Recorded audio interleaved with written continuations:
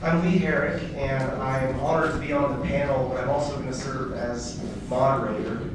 And so I'll briefly introduce the panelists in the order they will present, and we'll have a good portion of time for questions at the end of this, so we hope that you might have questions. This panel, as you knew in the program, is of people who knew Andrés. So, Connie Hales to my left, and I'm just going to read briefly from their bios. The full bios are in the program. Connie is the author of To Make It Right, her most recent book of poems, winner of the Autumn House Poetry Prize.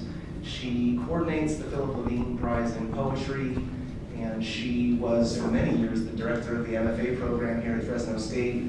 And I think it's safe to say, those of us on the planning committee would say that she was really the driving force behind making this happen. So Connie Hales is here.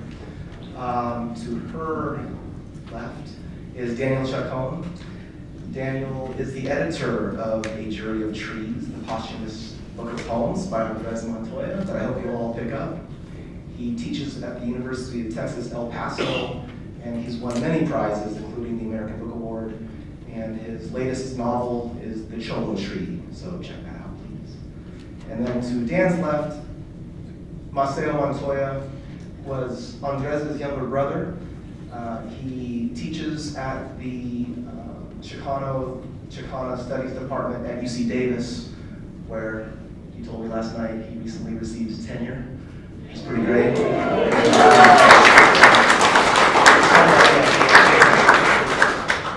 Brilliant artist and writer, and among his many books, one is here called Letters to the Poet from his brother that I hope you can pick up as well. So, I'm going to start just by saying some stories about how I met Andrés, when I met him, how I knew Andrés as a poet, as a fellow writer, and a couple of personal things as well. And I've been trying to think about how to start this. You know, as the weeks pass by towards this day, and I'm realizing now as I'm speaking here with the Montoya family here and so many people who knew and loved him, every time I thought I had some way to crystallize how I saw Andrés, 2 or 3 other things were born, right? So I guess I'll start by saying I was born in South Korea and adopted, and I think, what did I have in common with Andrés? I felt like almost everything as a friend, honestly. So I moved here in 1997 to take a teaching job at Fresno City College, and Andrés taught there as well when I was there. But every time I think about Andrés, I have to start with Dan. I was living in Modesto at the time, and I met Dan Chacón there, and he was going to start a little literary magazine. I think he called it Mid-Valley Review. And I had started a small literary magazine up in the North Valley called In the Grove. And, you know, I looked up to Dan, and still do. Chicano Chicanery, his first book of stories, had just come out. And he was doing the things that I thought I someday might be able to do. So Dan really was a good friend to me then, and remains that way. But Mid-Valley Review didn't happen for whatever reason. And he asked me if I would be willing to publish some of the poems that he had accepted, because he wasn't going to do that magazine. And I agreed, and so Dan gave me a stack of about maybe 10 or 15 poems. And one of the poems in that stack was a poem called The Ice Worker Sings. And it's the title poem of his first book, of course. And I had never heard of Andrés, and had not met him at that time, but that poem just moved me in ways that a poem had not in a while. I didn't remember a voice like that. And so when I took the teaching job here, Dan put us in touch. So that's how I met Andrés. I remember Andrés as, of course he was a big guy and sort of imposing, but also very commanding, right? He was very imposing and commanding, and when I met him, he sort of looked at me and said, a poet. I hear you're a poet, you know. I was like,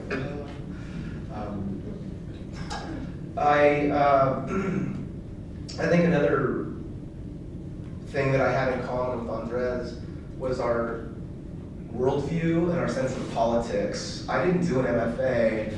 I did my master's degree in composition and rhetoric, but my focus was in Aristotelian theory and the Greek rhetoricians and political rhetoric. I studied John F. Kennedy's crisis speeches. So when I met Andrés, who could go for hours with these conversations about the world and politics, I felt like this was just one more reason I knew we would be friends.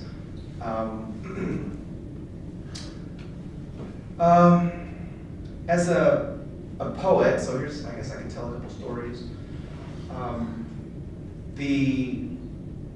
When I met Andrés, he had just won that prize. It was '97, I think, the UC Irvine Chacón Prize, Literary Prize. So he knew that was coming out, and he would ask me if I wanted to workshop poems from time to time, and I was still somewhat early in my writing. I had a chapbook come out, but this was before that, and it was 10 years before my first book came out when I met Andrés.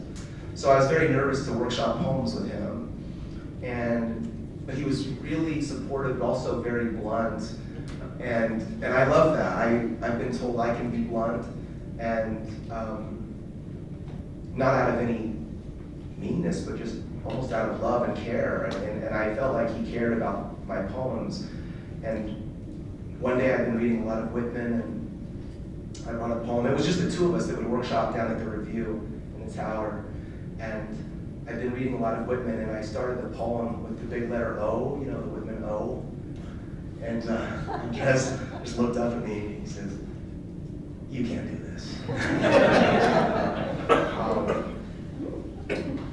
Another thing, a couple other things about Andrés, just these habits I have still as a writer that I realize now came straight from Andrés. One was he always used to say he'd go to the Barnes and Noble, get a small iced tea, and read for free for like 2 hours. And I still do that. I'll go buy my iced tea and read for free.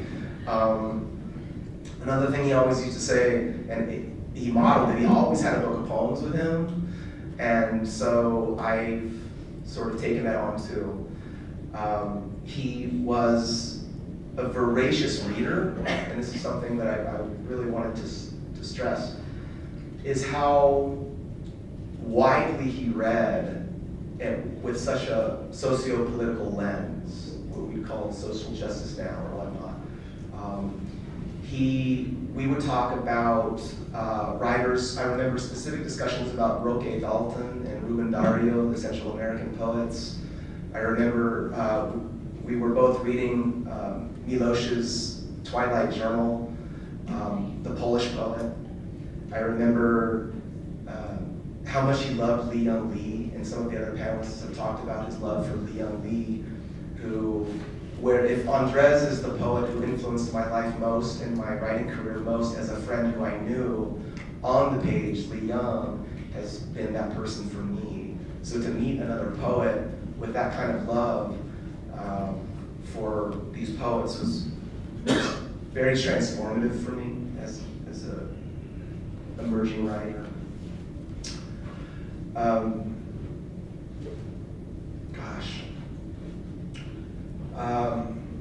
You know, there are times, let's try to go off script for a minute.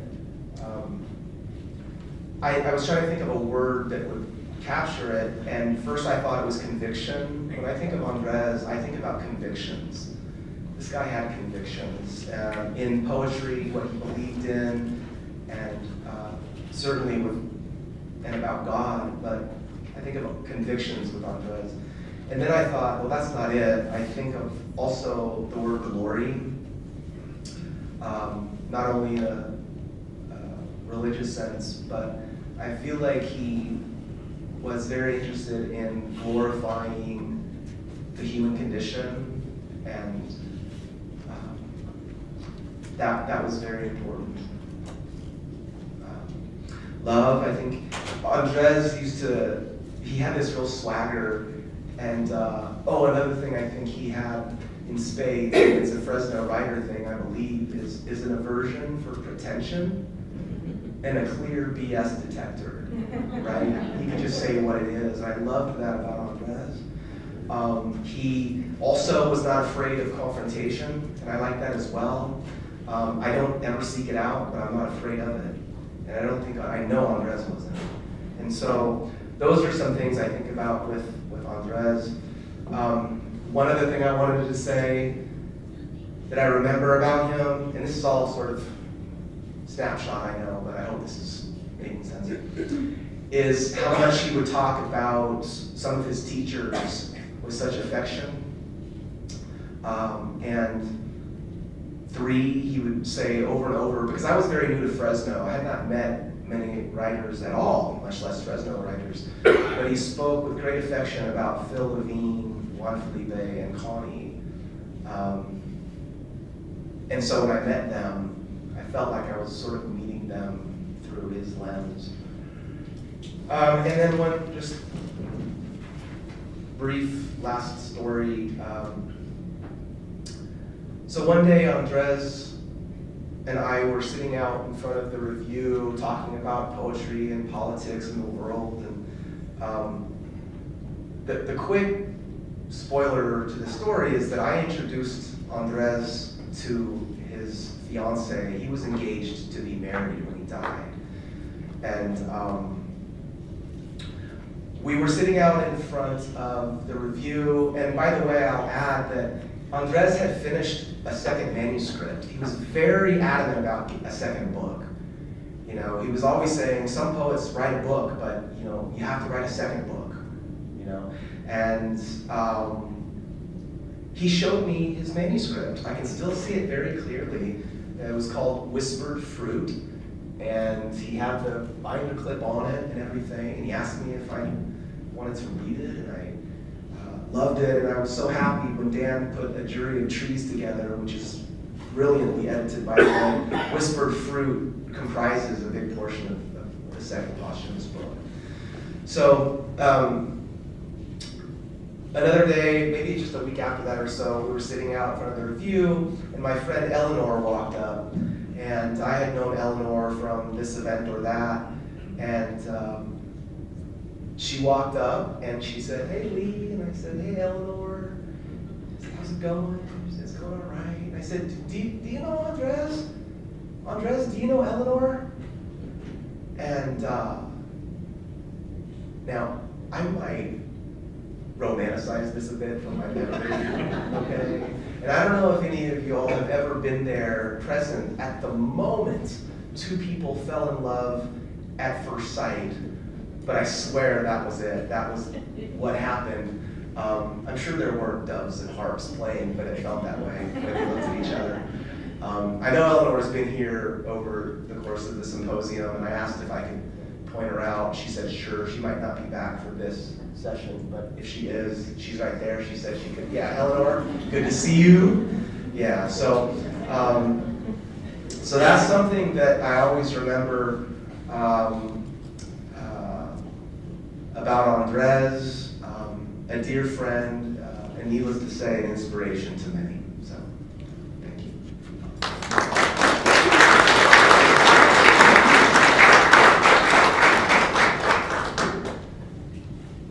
Okay, I'm going to read a little piece that I wrote. It looks a lot longer than it is. It's big print and double spaced. I'm old. So it was my good fortune to be one of Andrés' teachers in both college and graduate school. He was my student, my colleague, and my friend.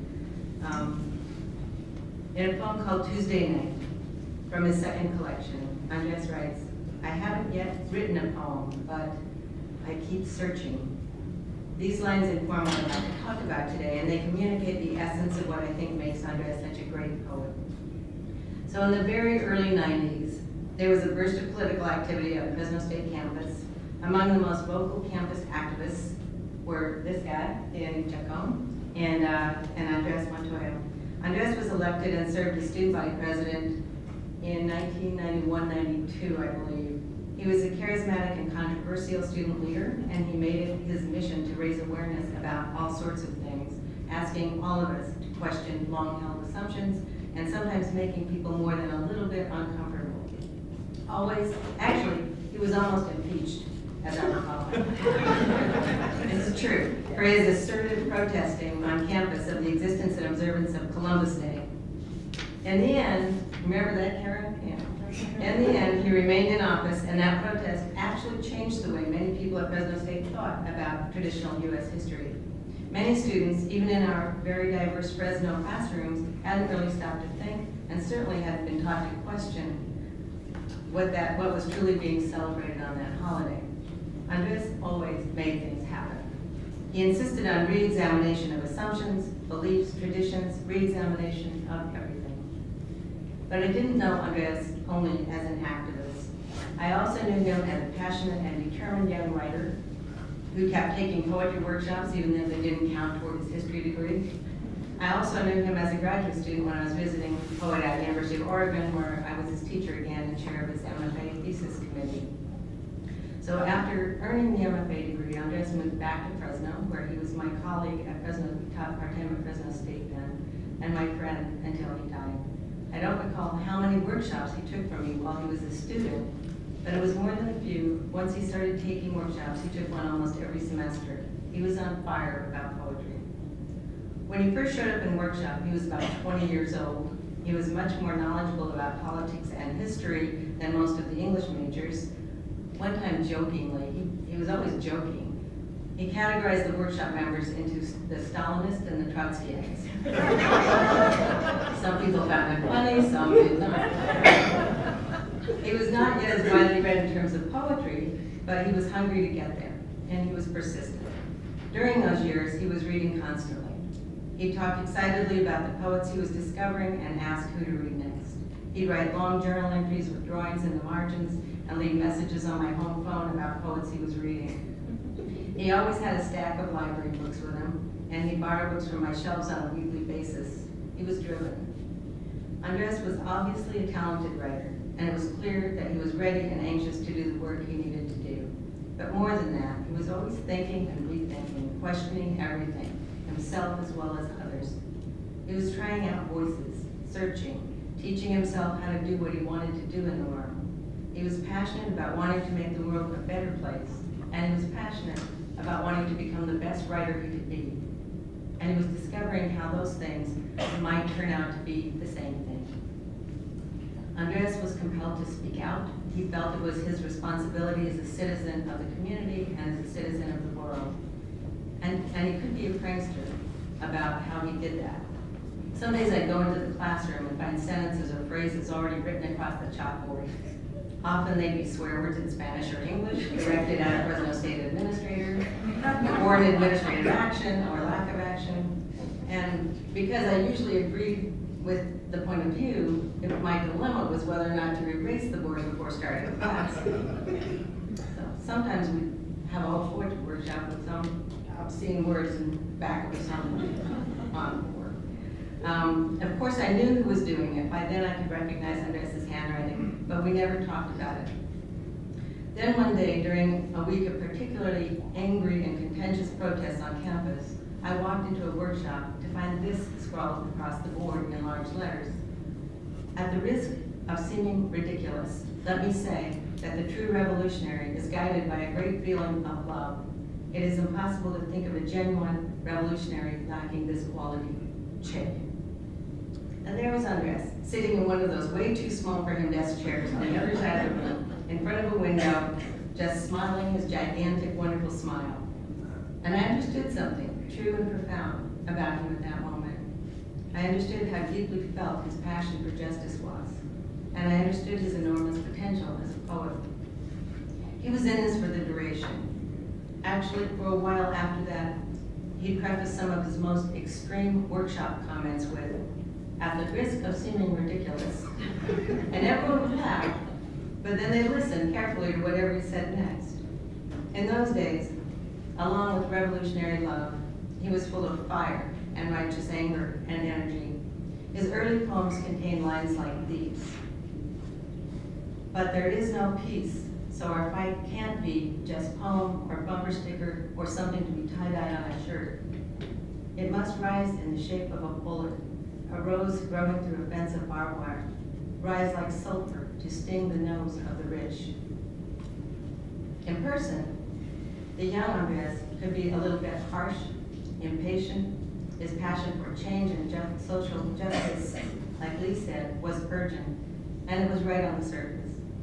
This was a guy with a terrific sense of humor and a huge, quick smile, but he was physically a large, imposing guy, and when he was serious about something, his presence could sort of take over the room. So in a workshop setting, he was sometimes intimidating and a little rough on his peers. He'd quote Marx and Trotsky and Paulo Freire and of course Che on art and politics and education. And he was quick to point it out, not only when someone showed overt bias or bigotry, but also when he sensed that someone was misinformed or uninformed. He had no patience early on for social or political naivete. He'd call it out simply as inexcusable ignorance. Now I'll tell you a brief story about that. One afternoon in workshop, a young white woman, an English major, had a poem on the worksheet. She was a skillful writer, and it was a witty but superficial poem about the joys of shopping in an upscale mall in Beverly Hills. As the discussion progressed, I noticed that Andres was looking more and more distressed, his body sort of rocking back and forth in the chair. Finally, he just opened up and pretty much blasted the young woman for using her talent to write such a thing. As I said, he was a large guy, and he sort of loomed over the table, and he ended the critique by asking her bluntly if she'd ever done a day of physical labor, if she'd ever worked in a factory or a field. The woman burst into tears and ran out of the room. He was right about the poem. It was slight and lacked ambition, and it was emotionally very safe. The writer was capable of much more. But it was also clear that she felt attacked rather than assisted, and that if she returned at all, her poems would now get even safer, not more bold. I left that day concerned about how I might help the class come back together in a positive way. But that night, when I got home, there was a message waiting for me on my answering machine. Back then, we had no cell phones or email, I don't think, I can't remember, but so we relied on old-fashioned tape recorders on our landline phones. It was Andres, saying in about a 10-minute message that he'd been thinking about what happened in class, and he was sure he'd blown it by being so aggressive. He said he'd try to figure out a better way to respond in class. In other words, he was taking responsibility for how he used language in public as well as on paper, and he was struggling to figure out how to be honest and effective at the same time. Before the next class meeting, I saw him talking in the hall with the same young woman. I don't know what they said to each other, but they sat next to each other that day, and class discussion went forward nicely, and Andres gradually became extremely skillful at expressing strong, honest opinions and serious critiques in a way that the listener could actually hear the critique and act on it. He went on to become a brilliant teacher of writing, known for being straightforward as well as funny, and ultimately nurturing in his comments about student work. That's what I mean by self-questioning, by searching. This was a guy who was constantly re-examining everything, constantly growing. He would leave messages on my phone a lot, even in the middle of the night. I would get coffee and check my message in the morning, and there he'd be. More often, the message would start with, "I've been thinking." I believe this is the difference between a student who has the potential to be a good, skillful poet and a student who has the potential to be a truly great poet. A great poet must also be a relentless and ruthless thinker, a person with a huge open heart who has the capacity to change his or her own perspective and to see the world in large and complicated contexts. It has to do with courage and character. During those years, Andres and Danny made themselves into genuine literary arts activists at Fresno State with a few friends, including Teresa back here. They founded a student group called Chicano Writers and Artists Association, which is still going strong. It sponsors readings, workshops, and publishes a very cool magazine now called Flies, Cockroaches, and Poets. In the beginning, it was called Pachuco Children Hurl Stones after a line from an Omar Salinas poem. The group was both serious about what they were doing and often hilarious about how they went about it. They used to do what they called guerrilla readings all over campus. popping up at the big fountain or at the top of the staircase to read poems out loud to whoever would listen. And they once hosted a formal reading in a fancy new auditorium in the business building, during which they tossed tortillas one at a time out in the audience. I may be misremembering, but I believe Juan Felipe was involved in that event as well. I'm pretty sure. By the time he went away to graduate school, Andres knew that poetry was going to be at the center of his life, and he'd become very well-read and articulate about the craft of poetry. He was still as hard on his classmates as he was on himself, but he was much better by then at articulating a critique or a question in a way that pushed rather than stopped the discussion. He was quick to laugh at himself, and he was often one of the most generous and gentle of his peers. It was never boring when he was in workshop, not for a minute. His passion for art and his passion for social justice was infectious. As a young man, Andres was already bold enough and skillful enough to write about the most personal, intimate details of a life and a landscape in ways that reach out to other human lives, that shine light on the things we might resist or miss seeing on our own. Andres would never settle, even as a beginning writer, for a good poem or a slight poem. He was in this for the big search. He was after the profound questions. And it was my good fortune to be a small part of his search for those few years. His poems live on, and they help us to see and help us to feel how closely we are connected, and they ask us to continue his search, to consider what we must do in the face of that connection, which is a type of human intimacy, which is a type of revolutionary love. Thank you.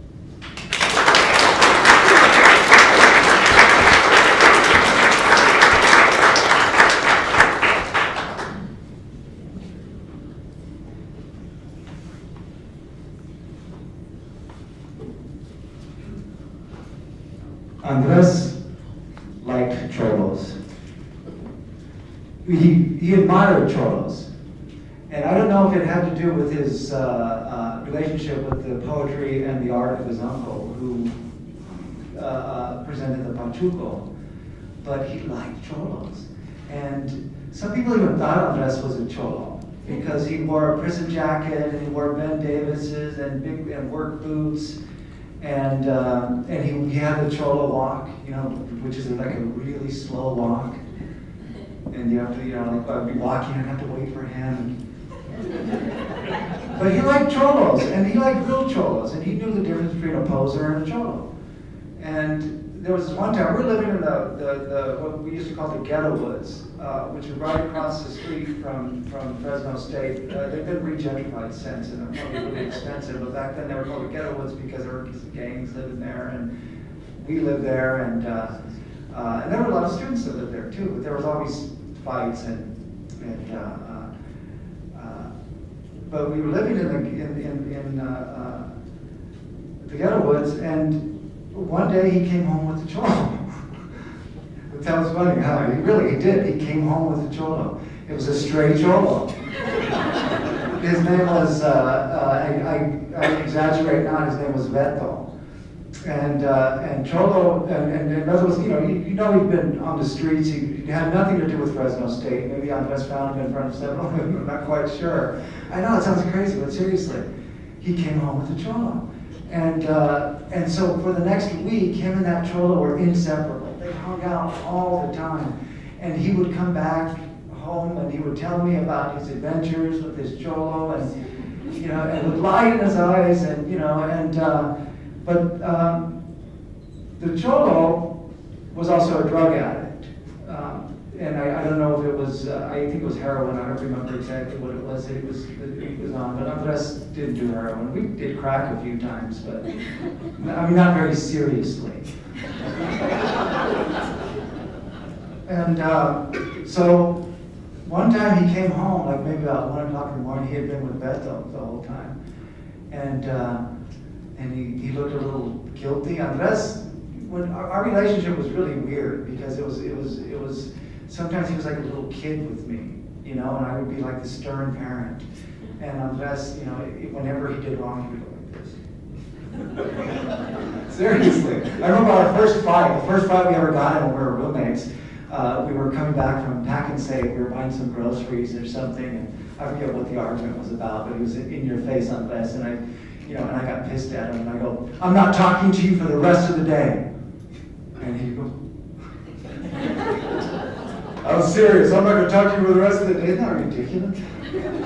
But anyway, he comes home about midnight from hanging out with the Joe, and he looked kind of guilty. You know, Andres always wanted to be a good Christian, ever since I've met him. That's one of his struggles. He always wanted to be a good Christian, but a lot of times, the darkness, what he perceived as darkness, got in the way, and what I now, in retrospect, just see as being a human being.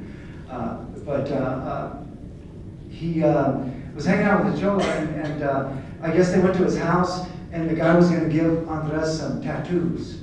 Andres had never had any tattoos before, but you know how back in the days, the Chicanos would put the little cross right here, right? Remember that? Anybody got one of those?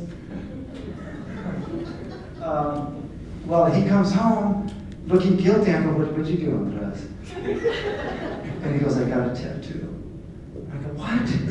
You got a tattoo? And I was like against tattoos, man. I was like disturbed while he's like, tattoo, man? You know, you're gonna, what's the language that I use? It was biblical language. It was you know, a graven image on your body.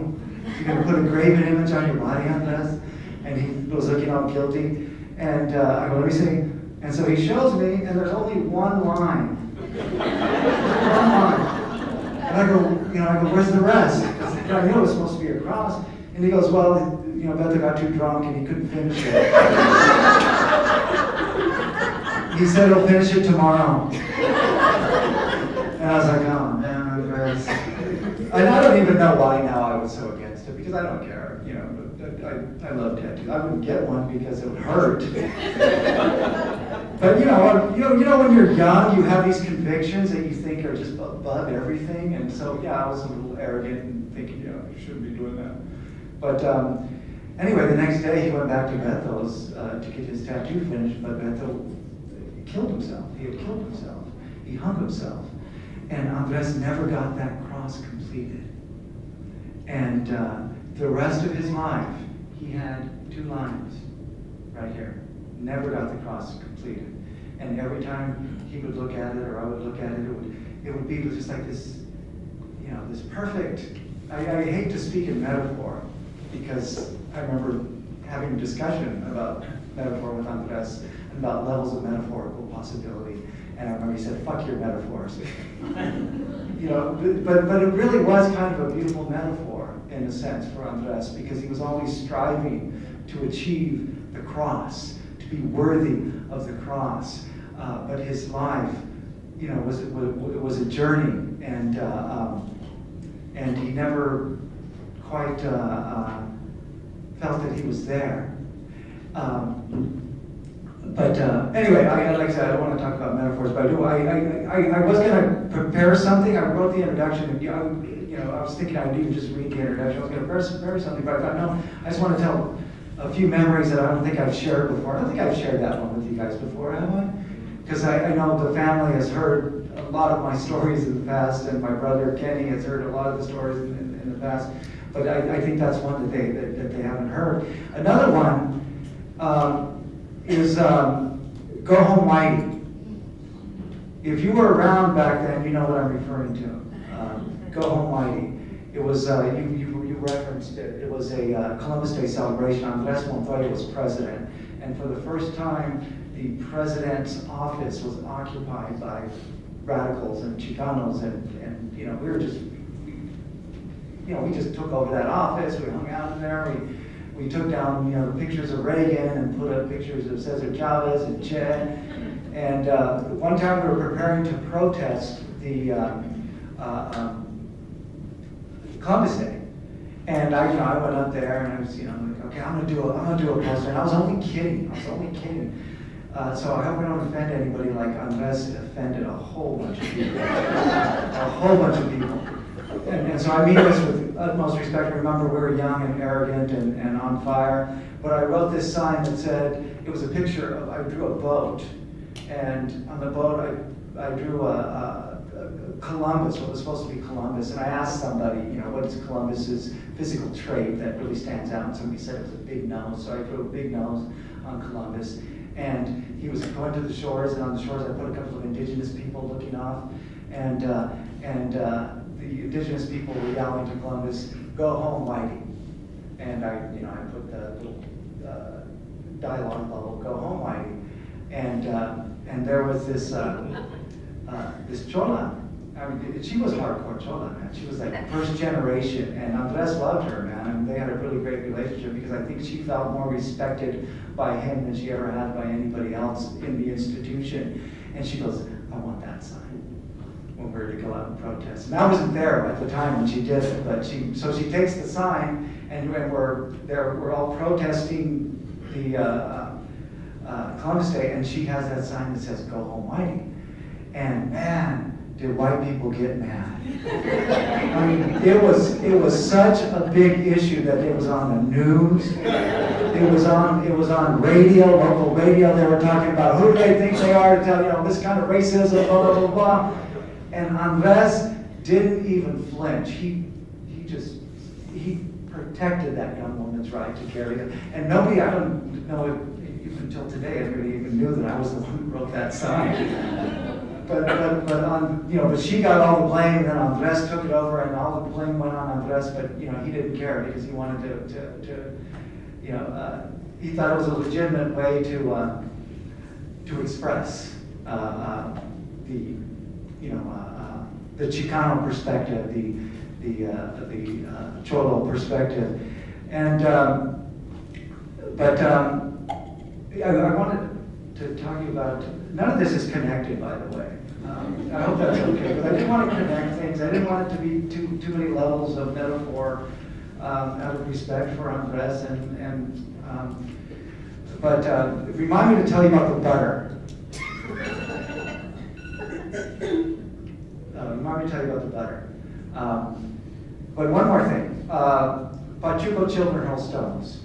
Teresa, you have the copy of that still? Yeah. Can you hold that up?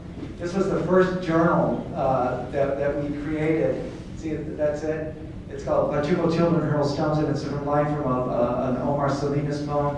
And the line was, "Pachuco children hurl stones through poetry rooms and suffer from malnutrition." But that idea of hurling stones through poetry rooms was what we wanted to do with the Chicano Writers and Artists Association. We wanted to hurl those poems to the windows of the poetry meetings and see the glass shatter and basically let our presence known. And if you look at the poem Baquetelas, within Whispered Truth, it's essentially a very elegant version of Pachuco Children Hurl Stones, that idea, because it's about the Fresno Poets Society and the Chicano. The ironic thing was the Fresno Poets Society would meet at Radio Park, and that's where they would have their big readings, and they would bring the greatest writers, and the Gerald Stearns, and the really huge writers.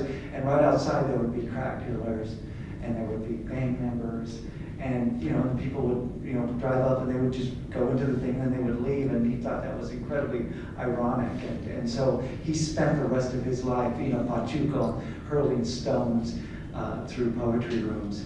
He spent the rest of his life trying to complete that little cross. See, here I go back to the metaphor.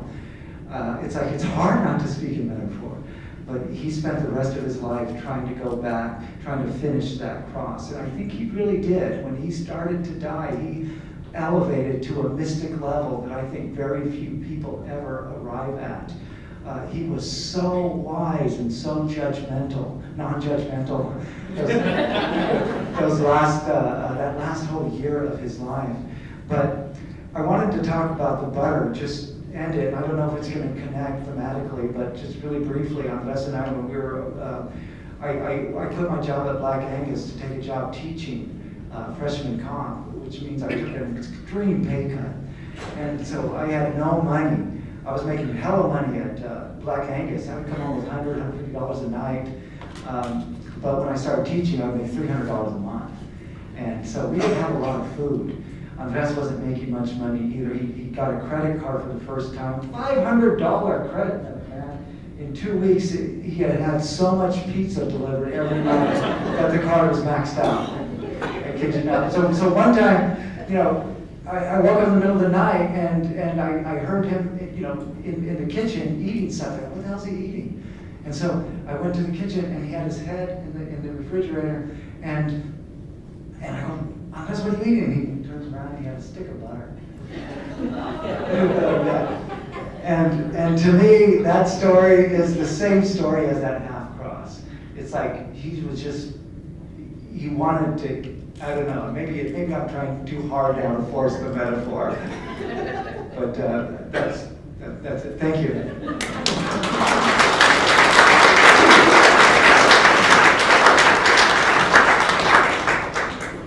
So I'm Andres' brother, and I met someone yesterday who said, when I heard you were his brother, I thought you'd be bigger. So I'll explain. But this is just so wonderful, and just on behalf of my family, I just want to thank all of you and to thank the organizers for all of the effort that they put into making this possible. Of course, Daniel Chacón and Francisco Aragon, and just the years of work that has gone into preserving Andres' legacy. And I mean, 10 years ago, when it was the In the Grove release party, and that was incredible. Just all these people coming together to talk about Andres' work. And then when A Jury of Trees came out, to think that almost 20 years after he passed away, that his words would be continued to be read. And then now a symposium in his honor, speaking about his work and how to preserve and continue his legacy. And it's an incredible feeling. Just before when we were having lunch, we were talking about my dad said how much Andres would enjoy being a part of this and the discussions of poetry. But Andres was also so hypercritical that he would have some shit to say about it. So I don't know what he would have said, but he would have had some comments. But what's so great about these events is I have some fixed images in my head of Andres and my memories of him, of course. And every now and then over the years, I'll meet someone and they'll provide another image of Andres, another story of Andres, like him eating a stick of butter. And just yesterday, someone came up and said, I used to give Andres, I'd pick him up at his house and on my motorcycle. He'd just get on the back of the motorcycle and we'd drive off. And so now all of a sudden I have a picture of Andres on a motorcycle. And then a friend from grad school, Augie, mentioned that he and Daniel and a couple of friends would be in this tiny little car, and Andres would be in there too. And so I have Andres packed in this little tiny car. And I guess Andres was so big that he filled rooms, and so it kind of extends to he must have also filled cars and I bring that up because I also have a vehicle story involving Andres. I want to share a memory. I am 17 and I'm sent to pick up Andres at the train station. Andres was a large man, so large that I sometimes think that time has exaggerated his size. But I came across a photo the other day where I'm attempting to tackle Andres and his hand covers my entire face. His right arm is thicker than my torso. I hang on to him like a mere appendage. Time has exaggerated nothing.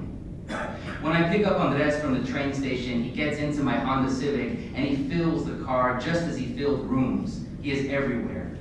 It was always a rush to see Andres. You anticipated the laughter, the discussions. Your chest swelled in anticipation of his brilliance. The fights would come later. But this time, we didn't even make it halfway home. I don't know what set us off, except that we must have been arguing about religion. I have to take some of the blame. We were both in that car. But if you have to know this about Andres, if you take nothing else away from the symposium, then at least remember that he was the kind of man you picked up at the train station and were fighting with 10 minutes later. We are stopped at a stop sign on Lewis Road, and Andres' leg is bouncing. His leg was always bouncing, and a leg the size of Andres' caused everything to bounce with it. When you ate dinner with him, the table shook, and the plates and glassware rattled, but who was going to tell him to stop? With Andres, you picked your battles. So his leg bounced and your world with it, and that day in the car was no different. My Honda Civic is shaking, and we're fighting about religion, and suddenly Andres is screaming at me, Jesus, Jesus, Jesus, Jesus, Jesus. This is why when Andres died, I held the foolish notion that if he had just loved Jesus less, he would have fought harder to live. Andres is my half-brother. I don't usually talk about this fact for several reasons. First, I never understood how you could be half a brother, especially to Andres, who never did anything in half measures. Second, I've heard too often this response, "Oh, well, he was your half-brother." And with it, the implication that I may have suffered less his loss, as if sharing only one parent and half a history meant half the pain, as if the love we feel for each other can be diced and quartered along bloodlines. No, I am the baby of the family, and I came into this world with 3 brothers and a sister, and they were always there until the day Andres wasn't. But right now, I want to talk about half-siblings, not only because it accounts for vast differences in size, but also because it goes a long way to explain fights about religion in a Honda Civic in the middle of a country road. Andres' mom is Christian, mine Jewish, and I was raised atheist. And not really raised, God just never made any fucking sense to me. So yes, Andres and I stood on opposing sides, and even though I put most of the blame on him for starting that fight, I acknowledge that I must have said something that set him off. And even if I started the damn fight in all my 17-year-old self-righteousness, it could not have merited this giant of a man screaming at me, "Jesus, Jesus, Jesus, Jesus." If I'd known what I know now, I would not have matched his fury with my own. I would have told him, in the calm, collected voice that I knew infuriated him, "Andres, I'm going to carry this moment with me. I'm going to carry it for the next 19 years, and one day, when the opportunity presents itself, I'm going to share it with a room full of poets as an example of your fanaticism."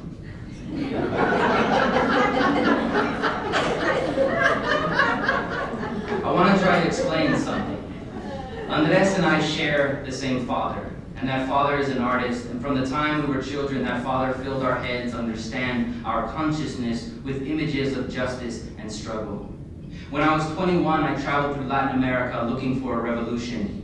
It sounds silly now, and I'm embarrassed to admit that I ever believed so strongly in my own exceptionalism, or that when my father imparted lessons like, "In order to conquer the world, mijo, first you must conquer yourself," I never stopped to ask him whether he meant this literally or metaphorically.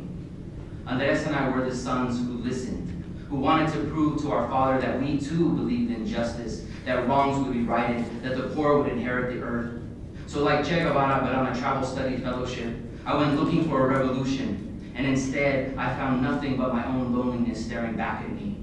All I can remember from that trip is homesickness and heartache. I kept moving, thinking I could outpace it, traversing South and Central America until I ended up spending the saddest, or maybe just the most pitiful night of my life, crying as I watched reruns of Friends dubbed in Spanish at some $10 motel in Managua, Nicaragua. The belief that I was special or singular, that my destiny mattered, ended there. I was nothing but a kid who missed his family, who missed home, who maybe had never properly dealt with his brother's death. When Andres' book, The Ice Worker Sings, first came out, I couldn't read it. I couldn't get past one word, Christ. Every page I turned to, I saw this word, and a word is all it is to me, and yet Christ was everything to him. And every reference brought me back to that fight, and my belief that if he had just loved Jesus less, he would still be alive. But I didn't believe that anymore. I was no longer certain of anything. In my defeat, I began to open my eyes. I began looking for different sorts of answers, and one day I picked up Andres' book and thumbed through the pages, and instead of Christ on every page, I found my brother. I could hear his voice, I could hear his laughter again, the sound of his boots stomping through the streets of Fresno. And I discovered something else, a clue to understanding his faith. In a poem dedicated to our father, Andres wrote, "I want to tell you the anguished truth of sorrow demands from us courage. You taught me that. I want to tell you I believe in consequences for all of this. I believe in judgment. I believe glory will come on the clouds and the mourners emerge to the earth. The groans coming from the womb of the root of grief will all be born again into joy, born again into life. I want to tell you, Father, I believe in the resurrection." Andres believed in justice, and he believed it was worth fighting and dying for. And when I read that poem, truly read it, I finally saw that in the resurrection, Andres had found a narrative where struggle was inherent and judgment promised. And I reflected back on our fight so many years before, and I understood a little better why we fought so bitterly. I wanted to be a revolutionary, and Andrés wanted to be a prophet. And we were two brothers, two dutiful sons, who had been taught to feel so acutely the ills of the world, its injustices, that we could only speak in extremes and at the top of our lungs, and all along we were saying the same thing. These are our hopes. These are our hopes, born of youth, born of love and rage and desperation. And once again, we're back in my car on that country road, and Andrés is screaming, Jesus, Jesus, Jesus. Only now I can finally hear him. Thank you.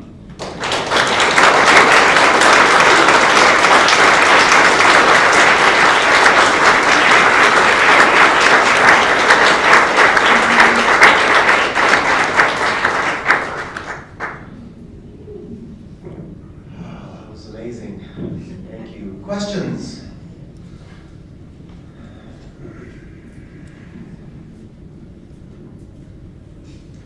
I don't have a question, I just have a comment. I just wanted to say that I really enjoyed this panel because Andrés is someone who I've always heard about ever since I came to grad school here. And not being from Fresno and also never having met him. This is really great to I feel like I understood so much more about who he was as a person. Like even, a little bit felt like an imposter being on the panel today, because I've read him, right? But I never knew him, and I feel like I don't know any of these stories, so sometimes it's hard for me to grasp that. And this is really amazing to hear all this. Thank you.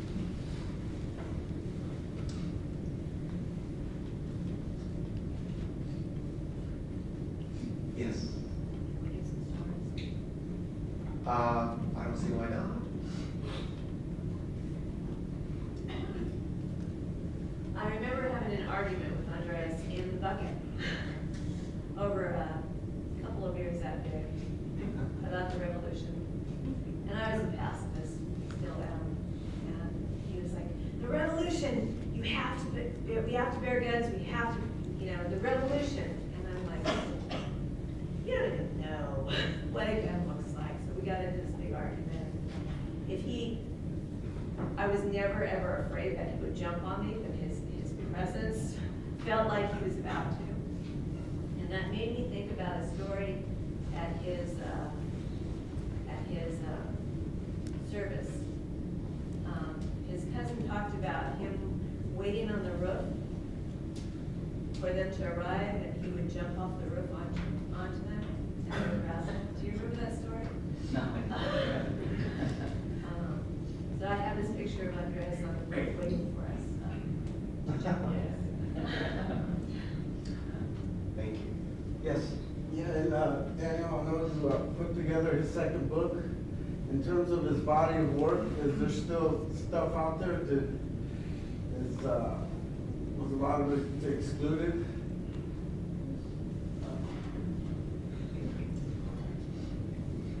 When I first got the material, there was so much of it. That journal entries, stuff on napkins, completed manuscripts, that I thought, I'm going to come out with like 3 books.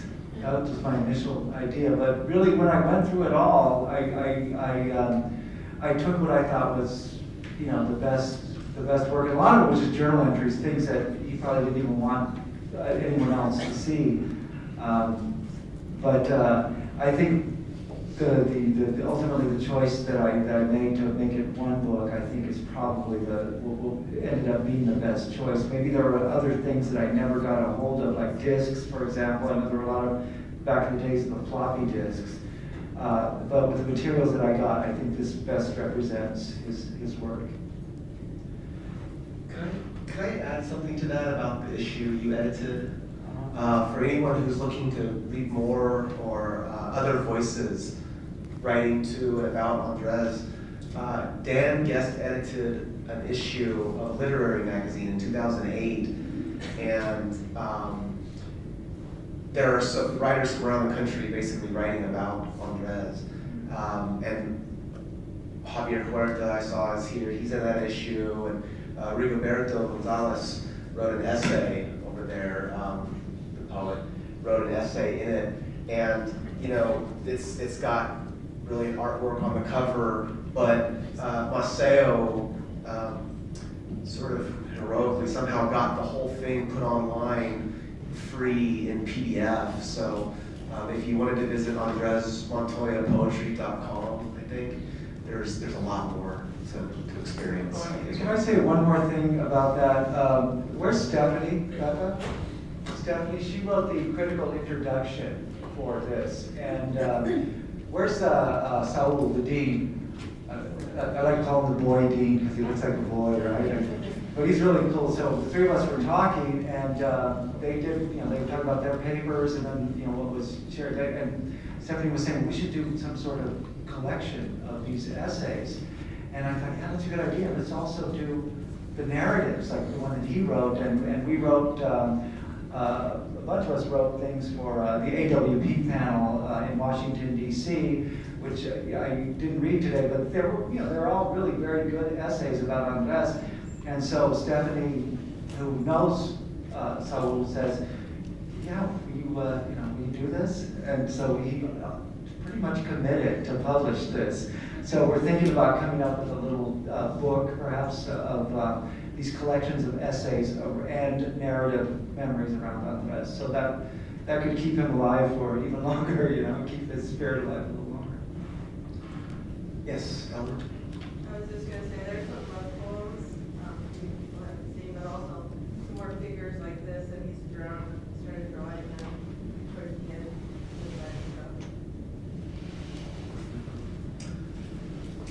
the Yeah, the paintings were just as visceral and sort of massive as some of the poems, and Dan used that image for the cover. Yeah. I'd just like to say that, I don't know if that one wants to join in, but I know that many of you did experience part of this in terms of worship. I went to a church with him, the Father's house, and he loved to sing. He loved to worship God. He loved, and I know that a lot of people had experiences with conflict, but I didn't have that experience. I've had more of that experience of the joy in the Lord and that relationship that he had, that passion he had with God. So I think there's, obviously there's those remnants in the book, not remnants, like whole pieces. But I just wanted to say that because I think there's, this part of him that a lot of people don't truly know in terms of his love and his worship of the Lord and learning and his passion to know the Word of God. Sure. Sorry, I just wanted to share that, can I share a little bit? Absolutely. I did the best I knew. I knew him the last probably year and a half of his life. We probably spent every day together. And there was actually one day I just like, I need a break. So I think we had like a day off. But anyway, I did talk to a gentleman last night and I shared a little bit. But I just, the rest that I knew, I didn't see, I saw an anger, but it was a righteous anger.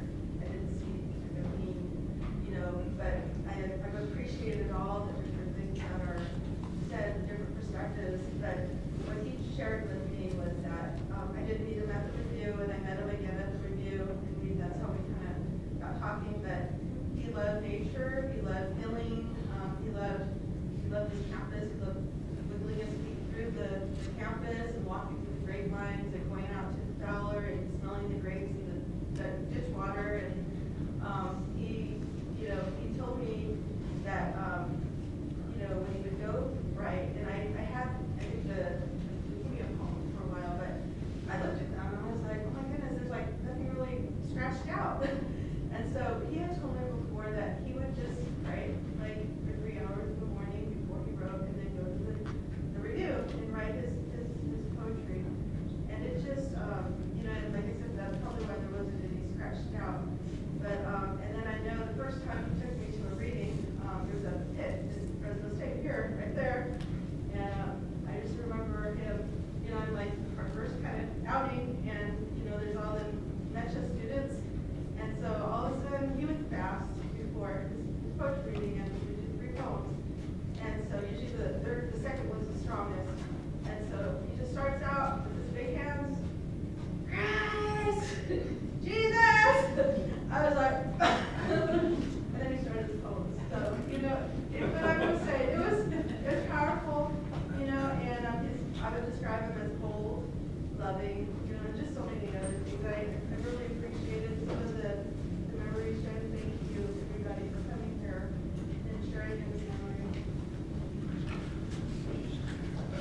big round.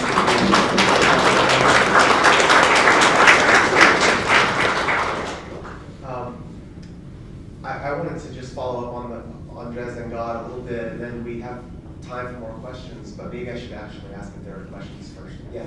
Okay, I'm asking all the questions, but if nobody else has one.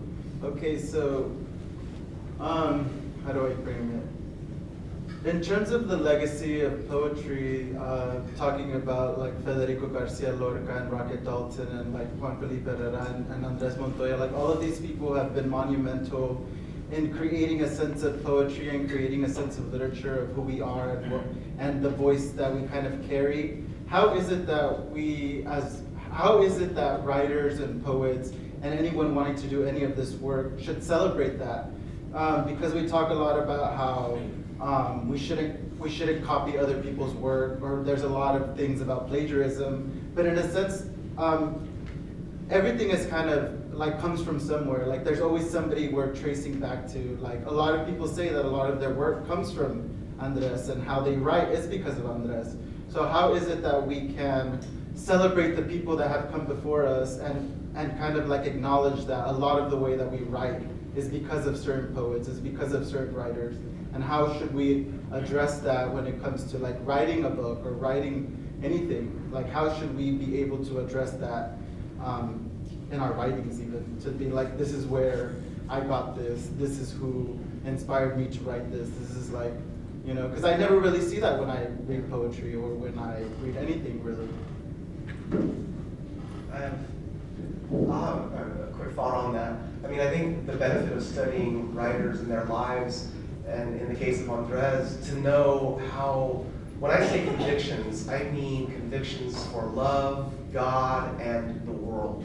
So Andres read widely. As much as he would talk about Omar Salinas, he would talk about Szymborska. You know, so I think that's one thing I think of with Andres. He was a very global thinker. The other thing too is when I'm teaching poetry, I talk about it as a fire in a poet or writer, and Andres clearly had that, but I could never guess what he would say. But I would say he kind of like a lot of this, especially if he sees a writer pursuing his or her or their own fire, whatever form that might take as a writer. Be it, I think he would be very happy to see, for example, some of the, I'm thinking about like Eduardo Corral and some of these prize winners that are of different sexual orientations or genders. You know, he talked about Lorna D. Cervantes a lot. I think he'd be very happy. I would guess he'd be very happy with some of the gender, far from equity, but some of the things with the women writers, it's very positive. So, does this make sense to you? That's what I think. He would honor that tradition by sort of speaking to and writing directly to your own fire. I think that's the best. Yeah, I think we have to differentiate between influence and plagiarizing. You know, I mean, and influence, of course, like as you said, we all have influence, and we couldn't possibly be doing what we're doing if we hadn't taken from other people. And that is one thing that Andres now influences a whole other generation. But he once came into my office as a, I think this was as a graduate student, and said, I'm not reading enough women poets. Give me a list of women poets. And I came up with a batch of Adrienne Rich and Muriel Rukeyser and Lorna D. Cervantes, and as many as I could. I think he must have taken away 10 books that day. Yeah, because we've all been saying the same thing. He was searching. He wasn't saying, I can't be influenced, right? Beginning poets often do that. I don't want to be influenced by anybody. But he actually, like you already are, so, right? But he actually wanted to be influenced, have that, jump into that wide river of who came before. And, you know, and every time you do that, your work changes, and that's, I think we have to think of that as a good thing. Yeah. One of Andres' favorite quotes, and I only learned this quote because of him, was the very well-known quote, good writers borrow, great writers steal. He loved that quote, and he wasn't afraid of allowing the language to flow out of him. And had he just been reading Neruda, the language was going to flow out of him like Neruda, and I think that's okay. And the other night, yesterday, the fantastic poets, prize-winning poets, were reading after Andrés Montoya poems. And I think if you're going to blatantly steal a poem, just put after who you stole it from, it'll probably be okay.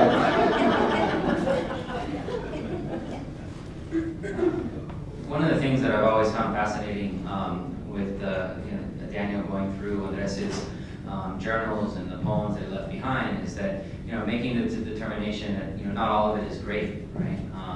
And as it should be. Like Andrés was very much in formation, and that yes, let Andrés's words into your own, but at the same time understand that the Ice Worker Sings is as brilliant as it is, right? It's a young man's collection, and what would his work look like, 10 years from now, what 20 years from now, and that development over the years and the change in perspective, and I love the idea that Andrés was searching in those journals, and sometimes it was right, and often it wasn't, because he was a student of language, a student of poetry, and that search, I think, is the most important thing to draw from the work that was published, but also that which remains, just in these journals and the trunks where those journals are held. If you do if you're interested in seeing the earlier work, even before Ice Worker Sings, some of the poems in his thesis made it into that book, and some of the poems also Daniel put some of those early poems in Jury of Trees. But if you take a look at the thesis, you can check it out if you want to. It's on Interlibrary Loan. But it's interesting to see the development, the changes that he was going through. And remember, he was in his 20s when he wrote all these poems. That's a young man's, the amazing thing about it is that they are so sophisticated.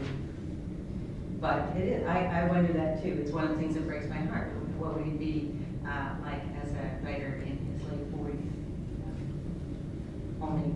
Oh, and I have a little anecdote about his influence. Omar Salinas very clearly influenced his first book. You hear Omar's voice occasionally, but when I introduced him to Omar, his poetry, because Omar signed a book to me years earlier. It was Sadness of Days, I think it was, and he wrote in the dedication to Daniel, "If you ever get married, don't look at her left leg." Omar. And I showed it to Andrés, and what does that mean? And we spent years wondering, what the hell do you mean by that? And then ultimately you will find reference to left leg in several of his poems. He talks about your left leg. I was wondering if any of you could comment on what you saw as his struggles in terms of his poetry over the years, maybe specifically you, Connie. What did he see as his weaknesses, or what did you see as areas where you felt you improved? He was hypercritical of his own work. And when he finished that MFA thesis, I was like, this is a book. This is going to be a book. This is a really good thesis.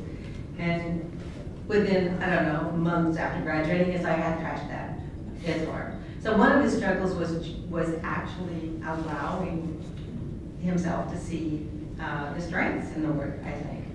I mean, he knew he was good, but he was very critical. So, and also he seemed to me, he started out kind of as a poet without being really well-read in poetry. He was well-read in other things. And so he was always feeling like he was catching up. And within a couple of years, he had not only caught up with most other students, but surpassed. But he was, I think, that he wanted to be influenced. I think that was a struggle. He wanted to read everything and make changes in his work. He struggled with the idea of being a romantic poet. He would talk about that. I know this is too romantic, but and you can see that in the work.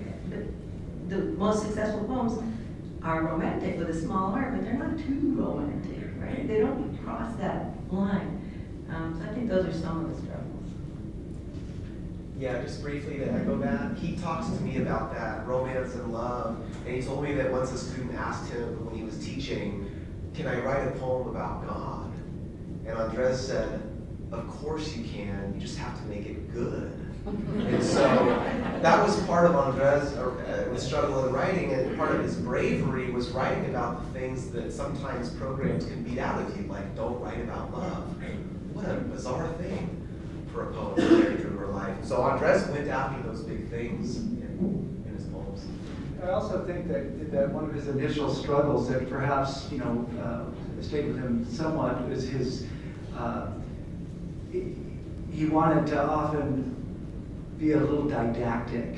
At first, his poetry was very, I can remember one of his first poems, it was called Ha Democracy, and it was, democracy, ha, you call this democracy? This is capitalism. I mean, it was really a very bad poem. And when he took Philip Levine, he took Peter Everline, he took Garrett Hongo, and he took T.R. Hummer, they always would try to steer him away from didacticism, and at first he resisted. But the more he read poetry, the more he read the Latin American poets, the more I think he was able to put the poem first and trust that whatever message he has is going to come out in the language because it's an authentic message. It's not.